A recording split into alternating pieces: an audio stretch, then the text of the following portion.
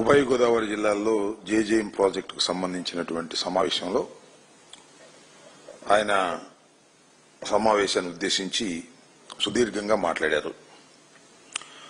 అలాగే జనసేన పదవీ బాధ్యత పేరుతో తాడేపల్లిలో జనసేన పార్టీకి సంబంధించిన వారు ఎవరైతే పదవులు పొందారో వారి అనుచరులు వారితో కలిపి ఒక సమావేశాన్ని నిర్వహించారు. దానిలో కూడా సుదీర్ఘంగా మాట్లాడారు. ఆయన మాటలు ఆయన ఉపన్యాసాన్ని మొత్తంగా పరిశీలిస్తే చాలా విచిత్రంగా అనిపిస్తూ ఉంటుంది. ఓపెనింగ్ లోనేమో ఓవర్ యాక్షన్ చేస్తారు, ఇంటర్వెల్లోనేమో ఇరిటేషన్ అవుతారు, కంక్లూజన్లోనేమో కన్ఫ్యూజ్ అయిపోతాడు. ఈ రకంగా ఆయన ఏం మాట్లాడుతున్నాడో ఆయనకి అర్థం కాదు, లోతుగా ఆలోచిస్తే వినే వాళ్ళకి అర్థం కానటువంటి పరిస్థితులు. ఈ 3 సమావేశాల్లోనూ ఆ సందర్భోచితంగా మాట్లాడే మాటలు మాట్లాడొచ్చు, తప్పులేదు. ఆయన గురించి, ఆయన పార్టీ గురించి వండర్ఫుల్. దానితో పాటు వైఎస్ఆర్ కాంగ్రెస్ పార్టీని, వైఎస్ఆర్ కాంగ్రెస్ పార్టీ నాయకత్వాన్ని దూషణ చేయటం, తీవ్రమైన పదజాలాన్ని వాడటం, పీకుడు లాంగ్వేజ్ కూడా వాడేటటువంటి పరిస్థితిలో మరి పవన్ కళ్యాణ్ గారు ప్రవర్తిస్తున్నారు అంటే చాలా విచిత్రం వేసింది. ఆ రకంగా ఎందుకు మాట్లాడుతున్నారు? ఎవరన్నా మిమ్మల్ని ఏమన్నా అన్నారా? ఎవరేమన్నా ఈ మధ్యకాలంలో? అయినా ఆయనకి ఎక్కడి నుంచో ఒక ఆవేశం వచ్చేస్తుంది. మధ్యలో ఆవేశం వచ్చేసి చాలా చాలా పిచ్చి పిచ్చి మాటలు మాట్లాడుతున్నాడు. అసలు జోగి ఆదిత్యలాగా చేసేయాలంటున్నాడు అంతే. అరచేతిలో రేఖలు చెరిపేస్తాడంట, నలగొట్టేస్తాడంట, రౌడీజం చేస్తే తొక్కేస్తాడంట. ఇట్లా ఏందో ఒక పొలిటికల్ లాంగ్వేజ్ కాకుండా భిన్నమైనటువంటి లాంగ్వేజ్ మాట్లాడి ఎవరినో బెదిరించాలనేటువంటి భావన వారిలో కనిపిస్తా ఉంది. ఎందుకు ఈ భాష మాట్లాడుతున్నారు? సడన్ గా ఏదైనా ఒక అకేషన్ ఆయన ఎవరన్నా ఏదన్నా అంటే ఆయన రియాక్షన్ అయితే అది వేరే విషయం. ఎవరు ఏమన్నా, ఎవరినేమన్నా అన్నారా? ఎవరేమన్నా అంటే చెప్పు, సూటిగా చెప్పు, అడుగుతా ఉన్నా. గౌరవ పవన్ కళ్యాణ్ గారు, ఉప ముఖ్యమంత్రి గారు, మిమ్మల్ని ఎవరన్నా ఏమైనా ఈ మధ్య కాలంలో అన్నారా అంటే తెలంగాణ వాళ్ళు అన్నారు మీరు పిచ్చి మాటలు మాట్లాడితే. ఎందుకు వైఎస్ఆర్ కాంగ్రెస్ పార్టీ మీద, నాయకత్వం మీద మీ ఇష్టం వచ్చినట్టుగా దూషణ భూషణలు మాట్లాడి తీవ్ర పదజాలం వాడేటటువంటి కార్యక్రమం ఎందుకు చేస్తున్నారు? ఎందుకు చేస్తారంటే ఈ మధ్యన చాలా ఇష్యూస్ వచ్చినాయి. కూటమి ప్రభుత్వం అసమర్థత వలన అనేకమైన ఇష్యూస్ వచ్చాయి. వాళ్ళ ప్రధానంగా మెడికల్ కాలేజీలు, ప్రభుత్వ రంగంలో ఉన్నటువంటి మెడికల్ కళాశాలలను ప్రైవేటు పరం చేసేటటువంటి కార్యక్రమం చేస్తున్నాడు నారా చంద్రబాబు నాయుడు గారు, కూటమి ప్రభుత్వం.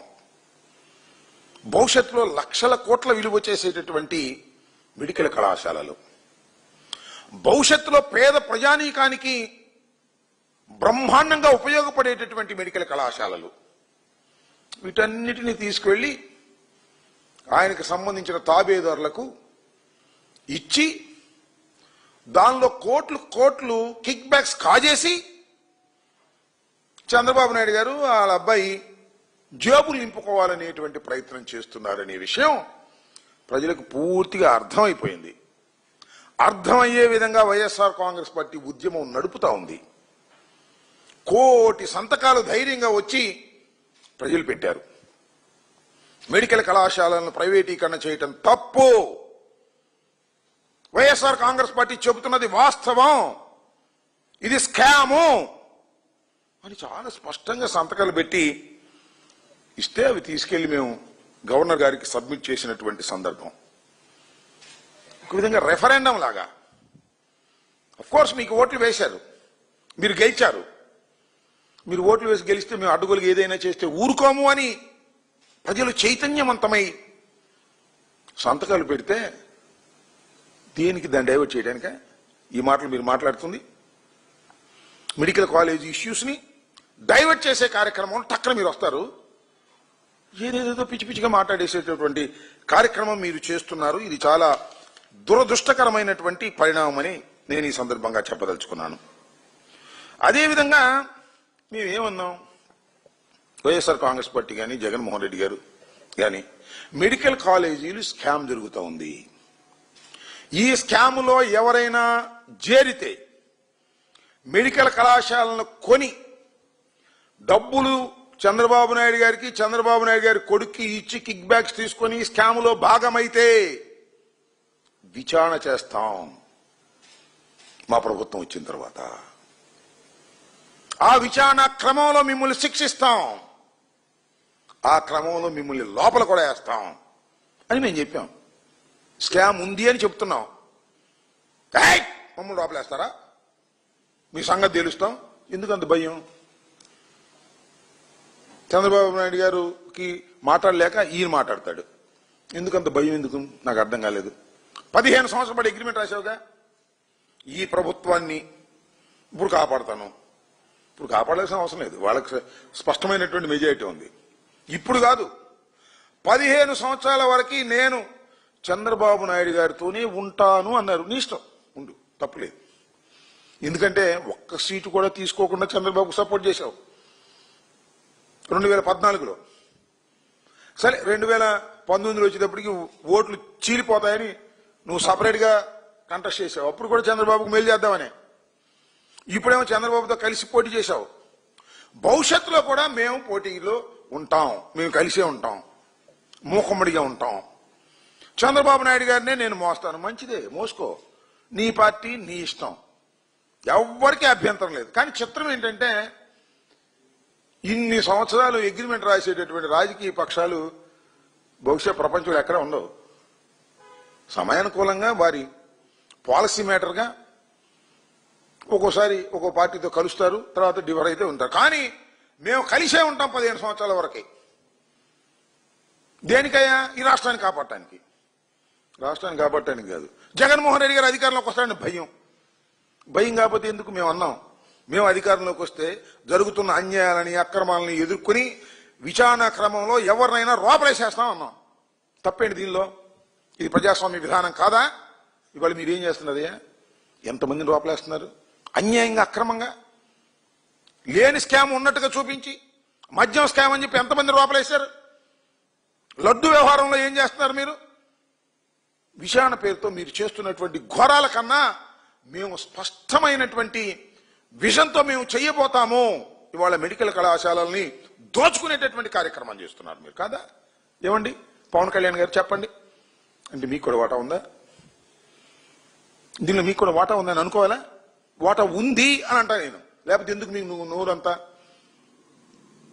ఈ కూటమి ప్రభుత్వం మెడికల్ కళాశాలలను ప్రైవేటీకరణ చేస్తూ స్కామ్ చేస్తుంది అంటే మీరు వచ్చి డ్యామ్ డూమ్ అని చేస్తాం, తొక్కేస్తాం, మళ్ళా మీరు అధికారంలోకి వస్తే చూస్తానంటున్నారు. ఎట్టా వస్తారో చూస్తాం, చూడు. అధికారంలోకి ఎలా వస్తాం చూడయ్యా, మాకేం అభ్యంతరం లేదు.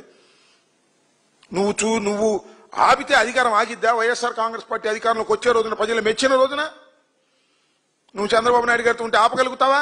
ఉండు, మాకేం అభ్యంతరం లేదు. కానీ మీరు మాట్లాడుతున్నటువంటి తీరేంటి అని అడుగుతా ఉన్నా. ఇది దుర్మార్గం కాదా? చంద్రబాబు నాయుడు గారి పక్షాన ఉండి మీరు మాట్లాడటం. అసలు మీరు ఆరోగ్య శాఖ మంత్రి మాట్లాడమను మెడికల్ కాలేజీల గురించి, లేదు చంద్రబాబును మాట్లాడమనండి. మీరు ఎందుకు మాట్లాడుతున్నారు? ఎందుకు మీకు అంత కోపం వస్తుంది? అంటే you have a share in this. నువ్వు చెప్తున్నావు మొన్న ట్రాన్స్ఫర్కి ఇంత రేట్ అని పెట్టారు మా డిపార్ట్మెంట్లో. నేను వచ్చిన తర్వాత అదేం లేదు, చాలా స్పష్టమైన ఆదేశాలు ఇచ్చాను. ఎక్కడ కరప్షన్ జరగడానికి వీల్లేదు, ఎక్కడ అన్యాయం జరగడానికి వీల్లేదు, ఎక్కడ లంచాలు జరగడానికి వీల్లేదు అని మీరు చెప్పారు.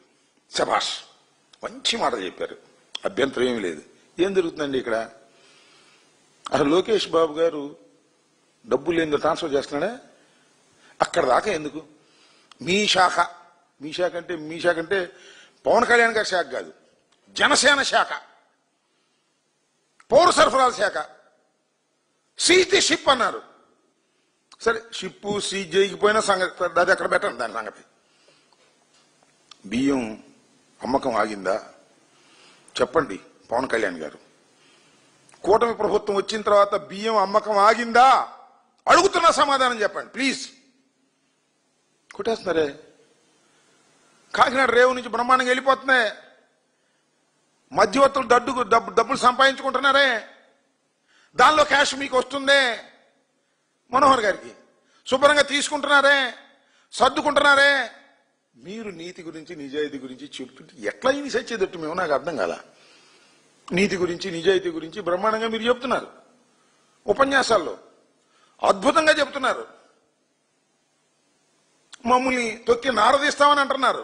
మిమ్మల్ని ఏం అనకపోయినా అంటున్నారు. ఎక్కడి నుంచో తెచ్చుకుని అంటున్నారు. మా చంద్రబాబు నాయుడిని అంటారా అనేటువంటి పద్ధతుల్లో మీరు మాట్లాడుతూ ఉన్నారు. మీరు కాపు కాయండి చంద్రబాబు నాయుడు గారికి, మాకు ఏ విధమైన అభ్యంతరం లేదు. మీరు ఎన్ని సంవత్సరాలు కావాలంటే అన్ని సంవత్సరాలు మీరు చంద్రబాబు నాయుడు గారిని కాపు కాస్తూనే ఉండండి, మాకు అభ్యంతరం ఏమీ లేదు. మేము ఎప్పుడైనా వైఎస్ఆర్ కాంగ్రెస్ పార్టీ జగన్మోహన్ రెడ్డి గారు సింగిల్గానే పోటీ చేసి అధికారంలోకి వచ్చారు. ఓడిపోయినప్పుడు గెలిచినప్పుడు కూడా సింగిల్గానే వచ్చారు, వస్తారు కూడా. వచ్చే రోజున ఏ విధమైన సందేహము లేదు. మే ఎవరినో దేహి అని పదవులు తీసుకోవాల్సిన అవసరం లేదు. ఇంకా మీరు పదవులు ఇంకా మా వాళ్ళకి రావాలని వాటాలు వేసుకుంటారు, చేసుకోండి. అలా తెలియగలుగుతాను. పవన్ కళ్యాణ్ గారు, మీకు బంధుప్రీతి లేదు, మీరు చాలా సిన్సియరు, అవినీతిని సహించరు. మీ అన్నగారికి ఎమ్మెల్సీ ఎందుకండి? ప్లీజ్ చెప్పండి. మీ కులతత్వానికి వ్యతిరేకం మీరు. 2 మంత్రులు ఇస్తే 2 ఓసీలకి ఎందుకండి? బీసీలు మీ పార్టీకి అవసరం లేదా? ఎస్సీలు మీ పార్టీకి అవసరం లేదా? పవన్ కళ్యాణ్ గారు అన్నగారు ఎమ్మెల్సీ కావాలా? అది కూడా కాదండి. ఇంకో చిత్రం, భలే విచిత్రంగా ఉంటాను నాకు.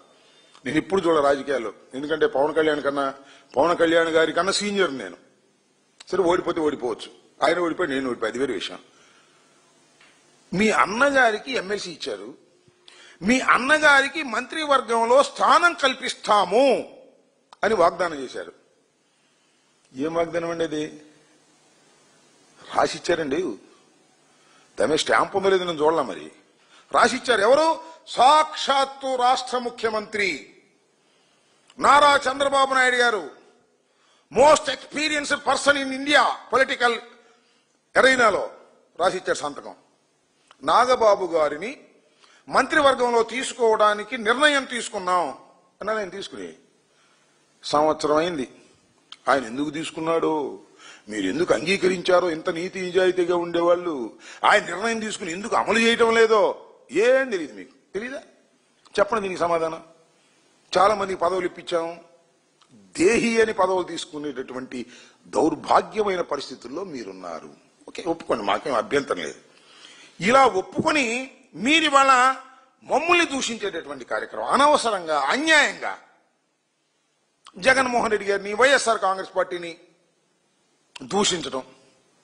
అదేమంటే పోలీసులు కొట్టరా ఏంటి అంటే, పోలీసులు కొట్టమేంటి నాకు అర్థం కదా. రౌడీలు పోలీసులు కొట్టరా, కొడితే తప్పేంటి అంటున్నారు సార్. మీరు భారత ప్రజాస్వామ్య దేశంలో ఉన్నారు. భారతదేశానికి ఒక కాన్స్టిట్యూషన్ ఉంది, పోలీసు కొన్ని విధులున్నాయి, కోర్టులు కొన్ని విధులున్నాయి. రౌడీలను కొడితే తప్పేంటంటే, అంటే నన్ను కొట్టాలనుకోండి, ప్లీజ్ నన్ను రౌడీ అంటారు ముందు.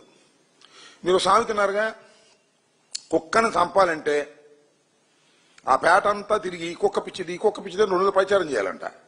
చేసి 3 రోజులు కుక్కను చంపాలంట. చంపితే ఏమైంది? పిచ్చి కుక్కలేరా చంపారంటారు. అట్లాగే అంబటి రాంబాబుని చితక బాధాలనుకో, అంబటి రాంబాబు రౌడీ అని ముందు చెబుతారు, ఓ రౌడీ షీట్ ఓపెన్ చేస్తారు, తీసుకెళ్లి కొడతారు. ధర్మమైన పవన్ కళ్యాణ్ గారు. పోలీసులు కొట్టకేం చేస్తారంటే, పోలీసులు కొట్టం మొదలెడితే ఇంకో నాగుతాడు. చట్టాలు ఎందుకు, న్యాయస్థానాలు ఎందుకు, కొట్టడం ఏంటి నాకు అర్థం కాల. ఇంకో మాట అన్నాడండు, ప్రైవేటు పంచాయతీలు చేయండి, జాగ్రత్తగా చేయండి అంట. పోలీసులు ప్రైవేటు పంచాయతీలు చేయటం మొదలెడితే, పోలీసులు జనాన్ని కొట్టడం మొదలెడితే ఈ సమాజం ఉంటుందా? నువ్వేగా ఆయన ఎవరు, జయసూర్య అని, ఇప్పుడు ప్రైవేటు పంచాయతీలు చేస్తానని రాసిచ్చావు. నువ్వు ప్రైవేటు పంచాయతీలు చేస్తున్నాడు, క్లబ్బులు నడుపుతున్నాడు, దానితో పాటు వచ్చిన ఆదాయాన్ని తీసుకెళ్లి ఎమ్మెల్యేలకు పంచుతున్నాడు, దీని మీద శిక్షించండి అని ఇచ్చావు. ఇచ్చారా? శిక్ష ఇచ్చారా? ఇచ్చారు, మెడలు ఇచ్చారు. అది మీ వ్యవహారం, మీ కూటమిలో మీ పరిస్థితి అది అనే విషయాన్ని మీరు దయచేసి గమనించమని మనవి చేస్తున్నా. మీరు ఇవాళ ఇష్టం వచ్చినట్టుగా రోమాలు తీస్తాం, అరిచేతుల్లో గీతలు చెరిపేస్తాం, రవిడీజాన్ని కొట్టేస్తాం, ఇలాంటి పిచ్చి పిచ్చి మాటలు మాట్లాడేటువంటి కార్యక్రమం చేస్తున్నారు. ఇది ప్రజాస్వామ్యంలో ఒక బాధ్యత కలిగినటువంటి ఉప ముఖ్యమంత్రిగా ఇది తగదు అని మాత్రం మీకు హితవు చెప్పుకున్నాను. నా ఇష్టం నేను చేసుకుంటానంటే అనుభవిస్తారు, ఏ మాత్రం సందేహం లేదు. మీరు అనుభవించక తప్పదు అని కూడా ఈ సందర్భంగా నేను చెప్పదలుచుకున్నాను. అసలు రౌడీజం అంటారు. అదేమంటే చాలా చిత్రం అండి. ఇప్పుడు మాట్లాడినా కూడా ప్రాణత్యాగానికి నేను సిద్ధంగా ఉన్నాను అంటాడు. ఏం స్వామి, నువ్వు ప్రాణత్యాగానికి సిద్ధంగా ఉండడానికి నువ్వేమైనా పోరాటం చేస్తున్నావు బాంబులతో, వెల్లంబులతో? నువ్వేమైనా అల్లూరు సీతారామరాజువా, లేకపోతే నక్సలైట్వా? నువ్వు పోరాటం చేయడానికి అడవుల్లోకి ఏమైనా వెళ్ళావా? ఒక ప్రజాస్వామ్య పద్ధతుల్లో ప్రజాస్వామ్యంలో జీవిస్తున్నటువంటి వ్యక్తులం మనం. ఇంటికా నుంచి బయలుదేరితే తిరిగి వస్తామో లేదు తెలియదు. నేను త్యాగానికి సిద్ధం, ప్రాణత్యాగానికి సిద్ధం. ఏంటది? నిజంగా మీకు ప్రాణాపాయం ఉందా చెప్పండి ప్లీజ్, తెలుసుకుంటాం మేము. మొన్న మధ్యన ఎప్పుడో కోనసీమ వెళ్ళినప్పుడు ఎవరో సంచరించారట, పెద్ద లెటర్ రాశాడు వాళ్ళ ఆఫీసులే. మా ఉప ముఖ్యమంత్రి పవన్ కళ్యాణ్ గారికి హాని ఉంది, ఎవరో అగంతకులు సంచరిస్తున్నారు అని. నిజంగా అగంతకులు సంచరిస్తే మీ గవర్నమెంట్ ఫెయిల్ అయినట్టుగా. ఉప ముఖ్యమంత్రి సెక్యూరిటీ ఇవ్వలేకపోతుందా? మీ డొల్లతనాన్ని మీరే ప్రదర్శించుకుంటారా? ఏంటిది? ఏం చేస్తున్నారు మీరు? మీకు అసలు అడ్మినిస్ట్రేషన్ తెలుసా? మీరు హోంమంత్రి మాట్లాడాల్సిన మాటలు మీరు మాట్లాడతారు పోలీసుల గురించి. అదేమంటే హోంశాఖను మేము తీసుకుంటామంటారు కాసేపు. ఇలా ఇవాళ రాష్ట్రంలో అనేకమైన సమస్యలు ఉన్నాయి. హాస్టల్స్ లో ఫుడ్ లేక పిల్లలు అల్లాడిపోతున్నారు. సరైనటువంటి ఫుడ్ లేదు హాస్టల్స్ లో, బీసీ హాస్టల్స్, ఎస్సీ హాస్టల్లో. ఫీజు రీయింబర్స్మెంట్ లేదు, సరిగ్గా ఫీజు రీయింబర్స్మెంట్ లేక విద్యార్థులు అల్లాడిపోతున్నారు. ఆరోగ్యశ్రీ సరిగా లేదు. గవర్నమెంట్ హాస్పిటల్కి వెళ్తే డబ్బులు అడుగుతున్నారు. ఇది నేను చెప్పింది కాదు, మీ ఎల్లో మీడియాలో వచ్చింది. జీజీహెచ్ లో డబ్బులు ఇస్తే గానీ మేము పేషెంట్లు చూడమంటున్నారు.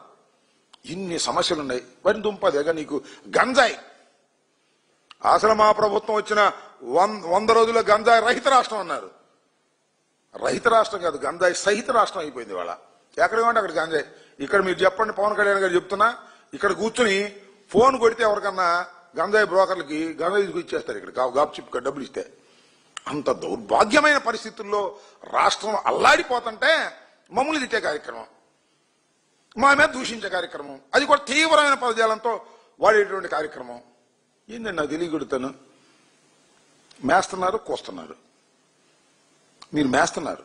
నేను చెప్తున్నా పవన్ కళ్యాణ్ గారు, జలధార మీద ప్రమాణం చేసి చెప్తున్నా, నేను సీట్లు తీసుకున్నది డబ్బులు ఇచ్చి అమ్ముడు పోలేదు సీట్లు అని చెప్పారు మీరు. శభాష్. జలధార మీద ప్రమాణం చేసి చెప్తున్నా అన్నారు. ఏది? మన అమరజీవి జలధార కార్యక్రమంలో సీట్లు అమ్ముకున్నాను నేను అన్నారు. నేను అమ్ముకోలేదని మీరు జలధార మీద ప్రమాణం చేసి చెప్పారు. ఇప్పుడు చెప్పండి, జలధార మీద ప్రమాణం చేసి చంద్రబాబు నాయుడు గారి కరప్షన్ లో, లోకేష్ కరప్షన్ లో నాకు వాటా లేదని చెప్పమనండి. ప్రమాణం చేసి చెప్పండి, నీకు క్షమాపణ చెప్తా నేను. సోదరి మండలారు ఎవరు వెళ్ళేటప్పుడు చూడనట్టు జనసేన ఆఫీసు ఉంటుంది పక్కన. పెరిగిపోతుంది జనసేన ఆఫీసు, మామూలుగా పెరగట్లా. 18 అడుగులు గోడ పెరుగుతావు పక్క నుంచి. 20 ఎకరాలు కొనేశాడు అయ్యారు. ఎక్కడి డబ్బులు? సినిమాలు వచ్చినాయా? ప్లీజ్, అన్ని ఫ్లాపేనే. సినిమాలో డబ్బులు రాలా మీకు? ఎక్కడి నుంచి వస్తున్నాయి డబ్బులు? లోకేష్ కరప్షన్లో, చంద్రబాబు కరప్షన్లో పర్సంటేజ్ ప్రకారం మీకు వస్తుందా రావట్లేదా? జలధార మీద ప్రమాణం చేసి చెప్పమని అడుగుతా ఉన్నా. నువ్వు జలధార మీద ప్రమాణం చేసి చెప్పు, నీకు నేను క్షమాపణ చెబుతా. నేను ఆరోపిస్తున్నా, ఖచ్చితమైన ఇన్ఫర్మేషన్తో నేను ఆరోపిస్తున్నా, రుజువు చేయలేకపోవచ్చు.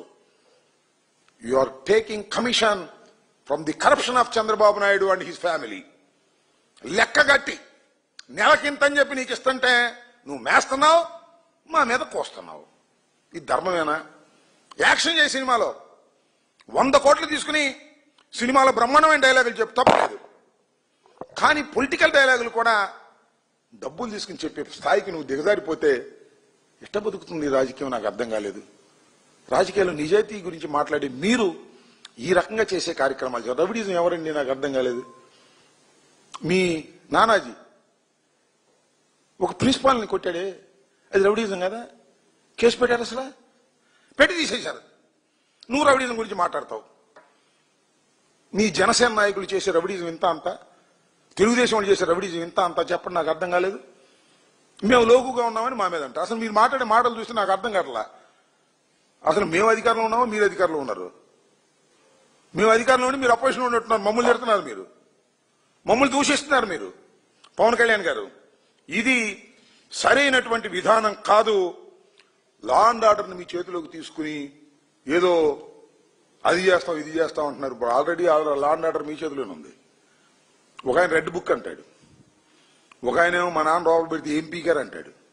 నువ్వేమో అధికారంలోకి వచ్చినప్పుడు మీరేం పీకారు, ఇప్పుడు ఏం పీకుతారంటారు. ఏంది పీకుడు కార్యక్రమం?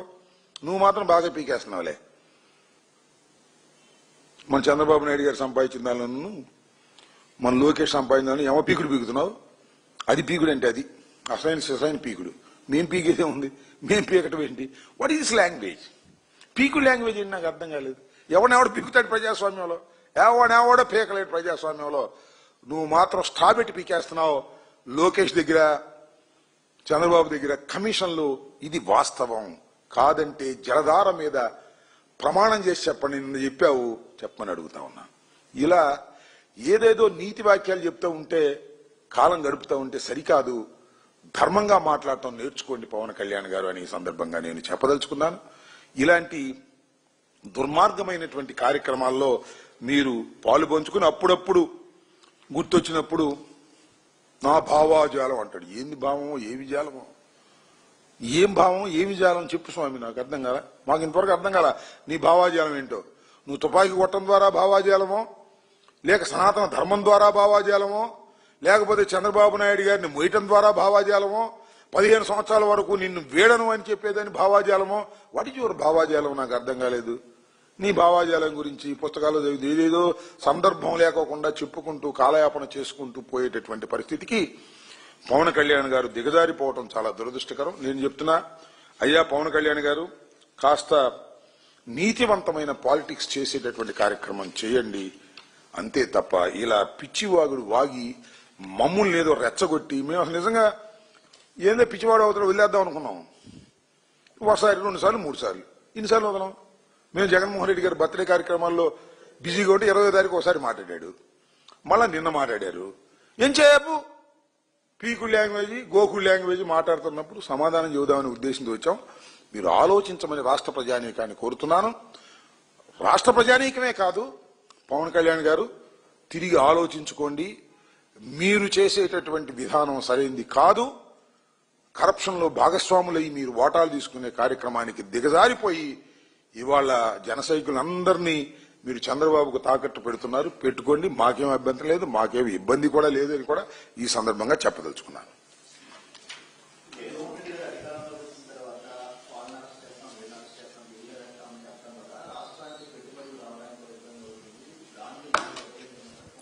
జగన్మోహన్ రెడ్డి గారు అధికారంలోకి వచ్చిన తర్వాత వాళ్ళని అరెస్ట్ చేస్తాం వీళ్ళని అరెస్ట్ చేస్తాం అంటే ఈ సిస్టంలో అరెస్ట్ చేయడానికి ఒక ప్రొసీజర్ ఉంది. మమ్మల్ని అరెస్ట్ చేశారు, కేసు పెట్టి అరెస్ట్ చేశారు, ఇన్వెస్టిగేషన్ చేసి అరెస్ట్ చేశారు. చూశారు కదా, చాలా మంది రాళ్ళు పెట్టారు, బెయిల్లో బయటకు వచ్చారు. ఇవాళ చాలా స్పష్టంగా నేను చెప్తున్నాను, ఈ రాష్ట్రంలో అనేకమైన స్కామ్ జరుగుతూ ఉన్నాయి. నెంబర్ 1, మెడికల్ కాలేజీల ప్రైవేటీకరణలో స్కామ్, అమరావతి భూముల్లో స్కామ్, లోన్ తీసుకొని ఇవాళ ఇంత 50,000 కోట్ల పైచులుగా లోన్ తీసుకుని కాంట్రాక్టర్ పిలిచి 8% కిక్ బ్యాక్స్ తీసుకుని చేస్తున్నారు స్కామ్. ఈ స్కామ్స్ అన్నిటి మీద వైఎస్ఆర్ కాంగ్రెస్ పార్టీ అధికారంలోకి వచ్చిన వెంటనే విచారణ జరుగుతుంది. ఆ విచారణ క్రమంలో ఎంత పెద్దవారైనా చట్ట ప్రకారం లోపలికి వెళ్లవలసిందే. అది మేము చెప్పదలుచుకుంది. మమ్మల్ని లోపల ఎట్టేస్తామంటే వేస్తారు, అన్యాయం చేసినప్పుడు వేస్తారు, స్కామ్ చేసినప్పుడు వేస్తారు. అది 15 సంవత్సరాలు నువ్వు అక్కడే ఉంటానంటున్నావు, నీదే అధికారం అంటున్నావు కదా, మేము రానియం జగన్మోహన్ రెడ్డి అంటున్నావు, ఎట్లా వస్తాడో చూస్తామంటున్నావు, మీరు భయపడమాకమంటున్నావు. ఐఏఎస్ వాళ్ళు భయపడుతున్నారంట, ఎందుకు భయపెడతారు వాళ్ళు మాత్రం? నాకు అర్థం కాలేదు. తప్పు చేయకోకుండా తప్పు చేయమంటే వాళ్ళు చేయట్లేదు అనమాట కొంతమంది. అందుకని వాళ్ళు నాన్ ఫోకల్ పోస్టుకు పోతారు, ఎక్కడో పాపం మూలన వేస్తారు. ఎవడైతే అడ్డగోలుగా సంతకం పెడతారో వాళ్ళని తీసుకొచ్చి పెట్టుకుంటున్నారు. ఇది జరుగుతున్నటువంటి వ్యవహారం. చట్ట ప్రకారమే ఈ సమాజంలో జరుగుతుంది. మేము చెబుతున్నది ఏంటంటే ఈ 18 మాసాల్లో అనేక లక్షల కోట్ల స్కాములు జరుగుతూ ఉన్నాయి. వాటన్నిటి మీద విచారణ జరుగుతుంది. వాటన్నిటినీ కూడా విచారించి చట్ట ప్రకారంగా ఎవరినైనా సరే శిక్షించడం జరుగుతుంది అనేది విస్పష్టం. దానికి కంగారు పెడితే వాళ్ళ కర్మ, మనం ఏం చేయగలిగింది లేదు.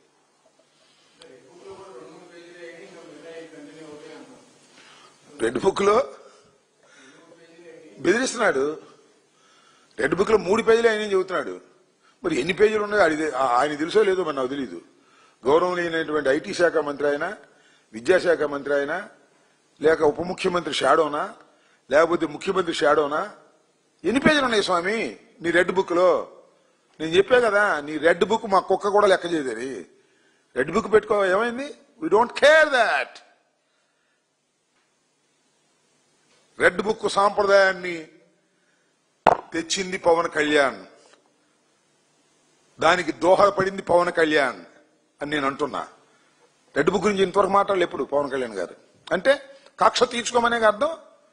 లోకేష్ తెచ్చాడు, ఇందాక పవన్ కళ్యాణ్ అంత పొరపాటు. లోకేష్ తెచ్చాడు, పవన్ కళ్యాణ్ సపోర్ట్ చేస్తున్నాడు. ఖచ్చితంగా అనుభవిస్తారు.